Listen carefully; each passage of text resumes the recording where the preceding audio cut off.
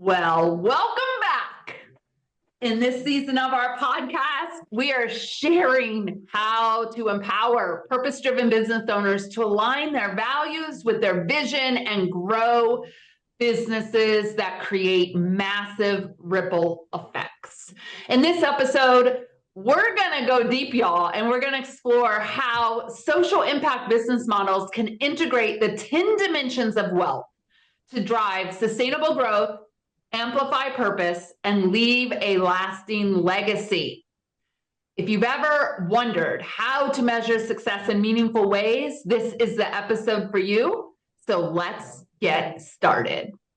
Welcome to the Grow Your Business for Good show. This is a place where coaches and consultants gather so you can learn how to lead a world-class business that does not tax your time, your energy, or your financial resources. We are your hosts, Shannon Hernandez and Amy Hager of the Joyful Business Revolution. And our number one goal is to bring you clarity and insight on how to grow your business for good. All right, let me ask you this. When you think about wealth, is your first thought financial success? Like dollar bills, yo. Dollar. My God. So what if we told you that it's actually just one piece of the puzzle? In truth, wealth really extends far beyond the money, and it encompasses time, health, relationships, and so much more. So if you listened to last episode and you're flowing right into this one, hold on to your seat, because today we will be breaking down each of the 10 dimensions and making sure that we share some actionable strategies. And we're going to even walk you through how to assess your own current wealth across these areas. I'm just going to do a side note here. So Amy, get ready. Oh, geez. It's always worries her when I say side note. Okay. So I'm thinking about our content in November and thinking about how I want to deepen some of my ideas around body of work. And I come up with this 10 dimensions of wealth, real rough, and I shoot it off in an email to Amy Hager. And I don't hear anything. And I'm like, did she like it? Does she think I've gone off the deep end? And then all of a sudden I get a Voxer. And the Voxer says, oh my God, this 10 dimensions of wealth is fucking awesome. Can we make it into a keynote? And I was like, wow, she's not hiding under a rock. She's actually like thinking about the things that I'm sending. So we have made it into a keynote. We have pitched it to a couple of conferences, but you're going to get it first here. And so to kick things off, I want to frame this concept with a little bit of a story, right? I had a client, let's just say we've had about 1,500 clients, 1,498 of them solely focus before they come to us on the financial metrics of this wealth dynamic, right? And they completely overlook other things like their own creativity, their own passion projects. How's their team doing? What's the well-being of the team look like? And so even though our clients come to us and they have substantial wealth, or they're building out some new programs to bring in some different revenue streams, they're left with a gap. That's probably a really nice way I'm going to say it. I would say a void, a black hole, all right, of how can I look at the wealth and redefine wealth to incorporate the 10 dimensions that we're going to talk about here, right? And so what we really want to explore today is how do you achieve financial success, but also build in that culture of innovation, joy, and these other dimensions we're going to talk about today. So Amy, give us a high-level overview, because we got a task ahead of us today of what the hell Shannon's talking about now. And so I'm going to suggest if you can pause, grab a piece of paper and a pen, because I would love for you to write down these 10 dimensions of wealth. So here we go. 1, financial wealth. 2, time wealth. 3, health wealth. 4, relationship wealth. 5, impact wealth. 6, personal fulfillment wealth. 7, legacy wealth. 8, knowledge wealth. 9, community wealth. And then 10, creative wealth. So again, financial, time, health, relationship, impact, personal fulfillment, legacy, knowledge, community, creative. Hey, she did it. Yay! So Wait, write to hear those you, down. wait. To hear you say wealth over and over, it was like Groundhog Day. I wanted to give people time to write the words down, Shannon. Thank you. Thank you for not moving as fast as my brain moves most of the time. Yes. All right. We're going to break these down, y'all, and we're going to go a little bit further into depth. And here's what I want you to know. We might just have to put this podcast episode into 2. So if we get going and we're like loving this and we're talking and we just abruptly say, well, that's it, come back to the next one, that's why, because we want you to actually absorb what the hell we're talking about. So I'm going to start with financial wealth, right? Okay. What is financial wealth? How are we defining this in terms of the 10 dimensions of wealth, right? This is where you get to reinvest your profits into your team or your community, and you can create sustainable growth while building brand loyalty and being innovative. This is about achieving profitability in a way that's aligned with your goals, right? And the last episode that we recorded, we really went into this idea of profits for purpose, this triple bottom line approach of people, planet, and prosperity. Okay. So some things to think about is, are your pricing models aligned with your values? Do they ensure, does your pricing ensure both accessibility for clients and fairness for your business? Right? Are you reinvesting into your team or into your community rather than, dare I say it, y'all, taking a bonus for yourself as a CEO because there's money left over? Ooh, did I just go there, Amy? I think I did. Yes. Right? And I'm just going to be real honest here. There's a point in your business where if you get your marketing working and you're building a culture, you're going to have a lot of money to play with. And you get to decide what you're going to do with that money. Right? I'm going to encourage you to, yes, pay yourself well. Yes. Make sure you have money in your profit account in case, oh, I don't know, your business tanks for a season, which happens. Okay, or you get sick or you need to take time off. But also, can you reinvest that money back in to create this financial wealth that is distributed? And I could probably do a whole podcast episode on this, but one of the reasons I still have a business and I have the team I have is because when shit got hard for this business, when ChatGPT came along, I did not reduce my team. I reduced my paycheck. Right? And if you think about the businesses we hear in the world declaring bankruptcy or laying off their people, they're doing that because the CEO is taking extra pay and extra money, and there's no way to redistribute the money around. Yeah. So this is an ethical thing. It's a thing that hits home for me. And it's a thing that I want everyone to be thinking about. Okay, so that's financial wealth.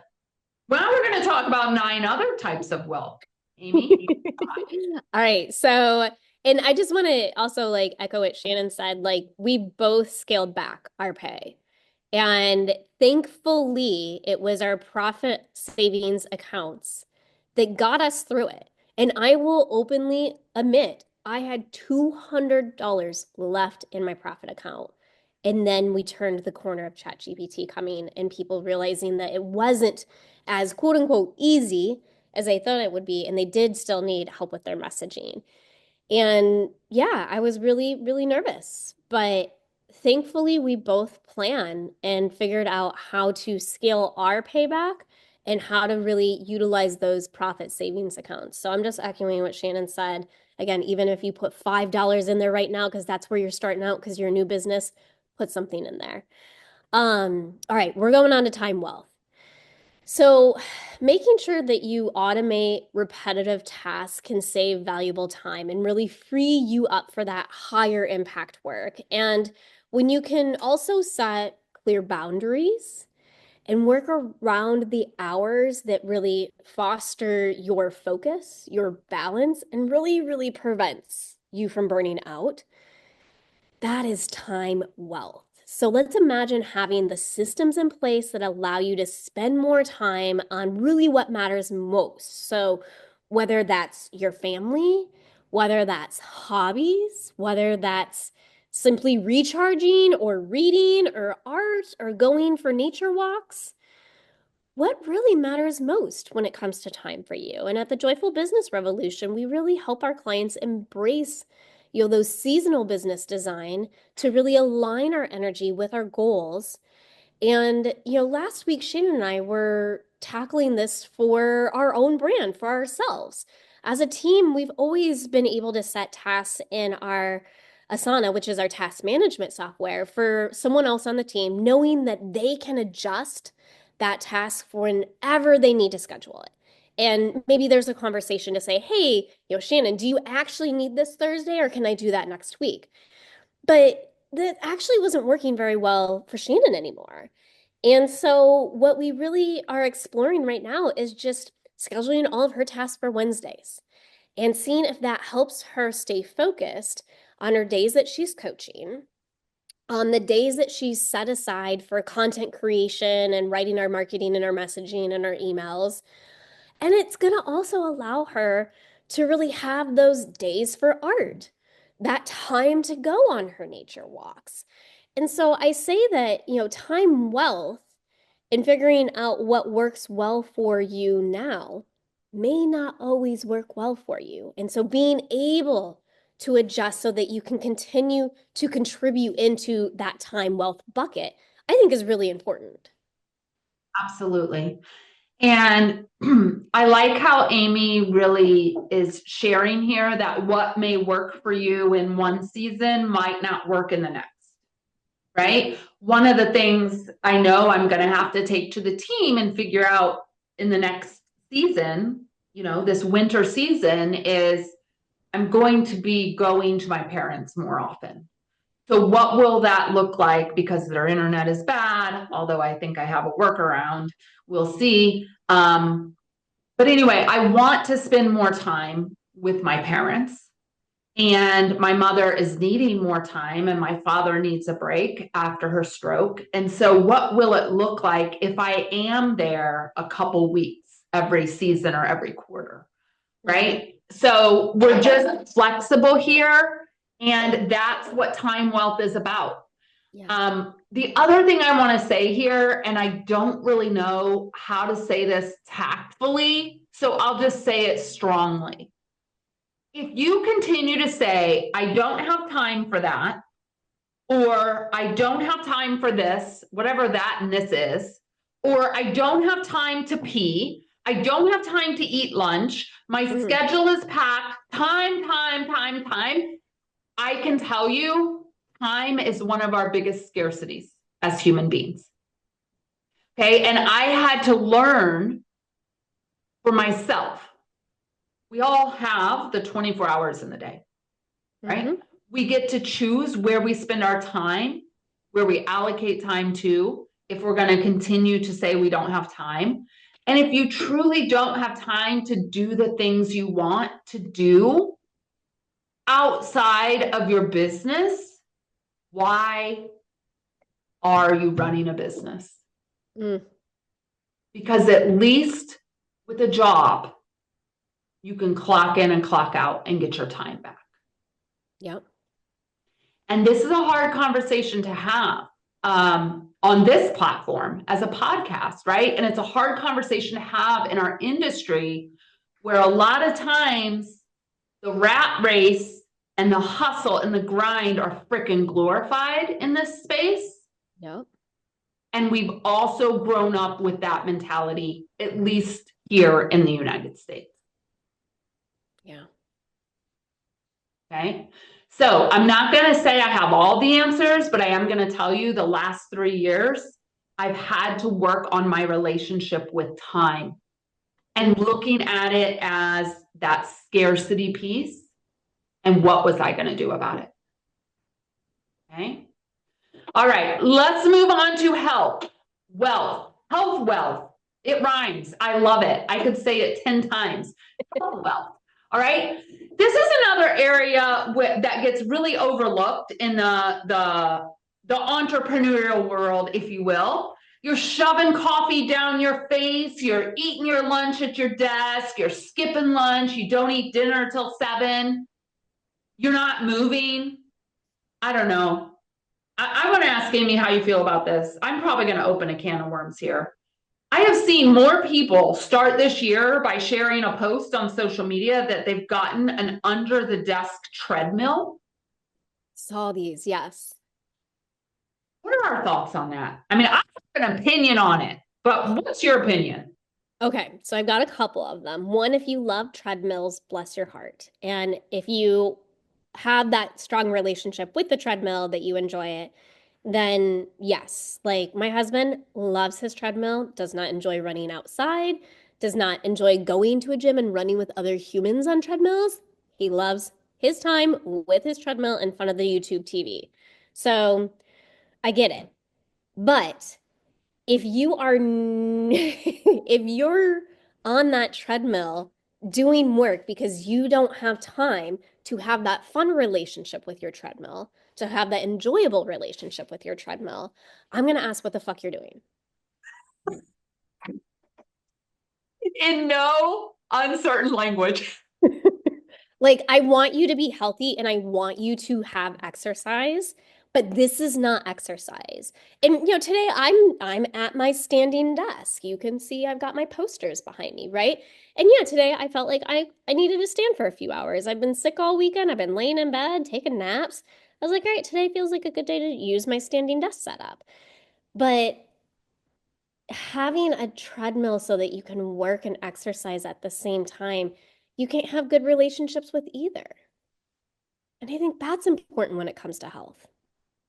Yeah. And can I also say other things? I mean, why am I talking about this? Because I've had to navigate all this shit, y'all. And I've had to really think through this. Okay. My neck has been jacked since I tried to go surfing and got rolled under the ocean in California 4 years ago. That's part of health. You want to know what makes my neck really hurt? Sitting for a long time, not being at my standing desk, having 2 monitors and having my neck strained. Like I've had to adjust how I work so that my health can be first and foremost. In your health, go sleep, y'all. How many of you are getting sleep scores of 90 or higher? Because that is my new norm. Didn't happen overnight. Right? Did not happen. It took about 1.5 years to retrain my brain on sleep and learn what was working for me and what wasn't. Okay? We cannot function and have health wealth if we are undernourished, have pent up energy that needs to have, you need to boost your energy with exercise, over caffeinated, or not having rest. All of this plays into your mental health, your physical health, right? So how are you taking care of your health wealth? That's the question. Is it meditation? Is it journaling? Is it going to yoga? Amy, I am on day 14 of 30 in a row on yoga, my yoga challenge that I'm doing, right? What's it look like for you? And I really need everyone in this community to start thinking of health as one of your greatest indicators of wealth. Mm-hmm. Because without your health, you don't have anything going for you.